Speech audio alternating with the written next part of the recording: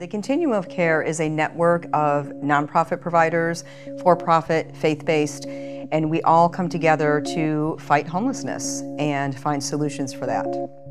The City of Norman is what we refer to as the collaborative applicant for the Continuum.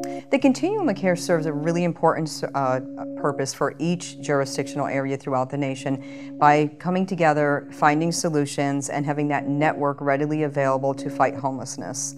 And it takes a true network, it takes different forms of funding, and it takes all various forms of agencies to come together and seek the solutions to make a difference.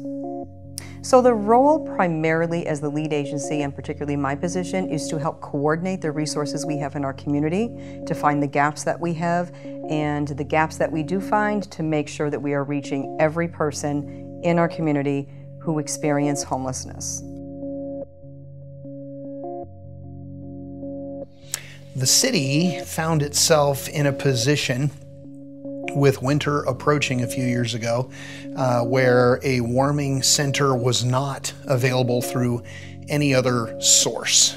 So we were called upon in very short order to establish a site for an overnight warming shelter. We were fortunate at that time. We had a vacant former central library building that had adequate square footage and restroom access available. So just in a matter of weeks, our staff came together with the assistance of community development and the police department, and were able to put together the city's first warming shelter efforts. And of course, to date, no other entity has stepped up to provide that service, so the city steps in to fill in the gaps.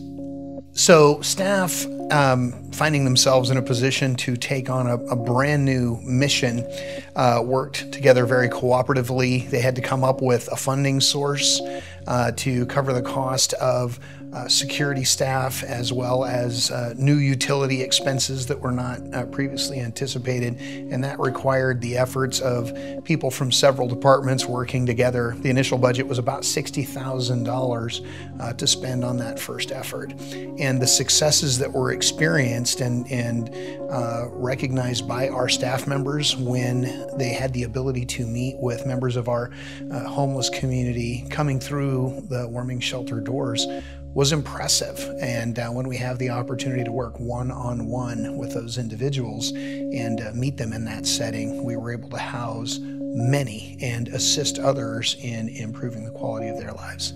So the emergency shelter we've had now for going on 2 years, and it is a wonderful asset to the community. We have case managers on site every evening.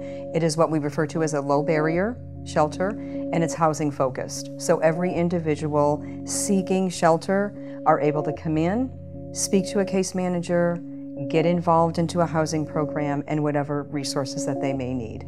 We want everyone possible to come into shelter. So low barrier means if you are experiencing any kind of substance abuse, you can still come into shelter. If you do not have an ID, you can come into shelter.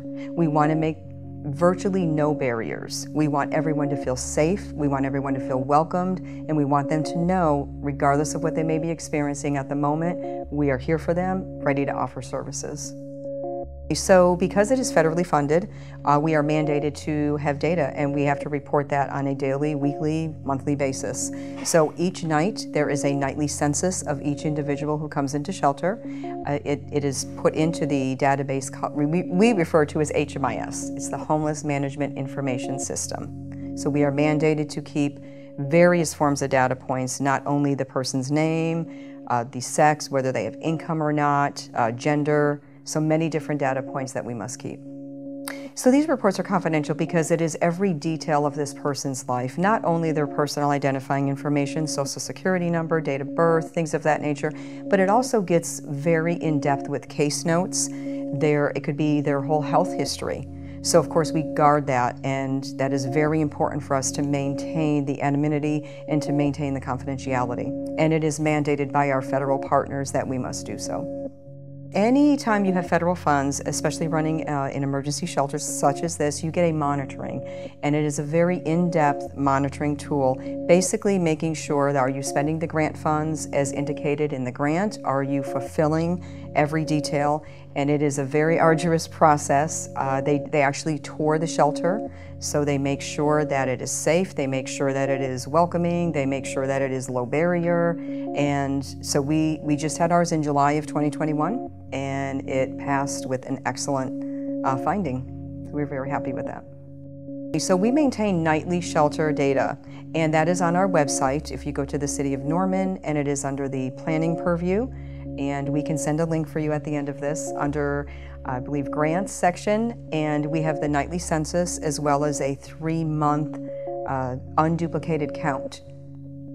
So it's really important to keep this data so we know how many individuals are coming into our community, how many are needing housing, and it's very important to keep a census of that so we know who these individuals are. We can easily say we have several hundred homeless. It's more important once we know their name, and then that way they can come into our care. We can refer them to the appropriate resource, so it's very important to maintain that. And again, per our federal standards, we must have a census of everyone that we serve, whether it's shelter or any one of our agencies that they enter.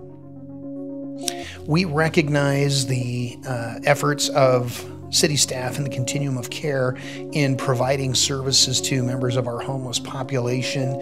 It is an ever-evolving process, and we recognize the service we provide today will look different in years to come as new facilities come available to the city and member agencies. We hope to continue to provide an ever-improving quality of service. We also have at our disposal the opportunity to access dollars through the American Recovery Act, or ARPA program, that has provided resources to city staff allocated by the City Council to invest heavily in affordable housing here in Norman, perhaps the largest investment in affordable housing in Norman's history. So staff is now in the process of working on several locations around town to provide development opportunities for both workforce housing and affordable housing.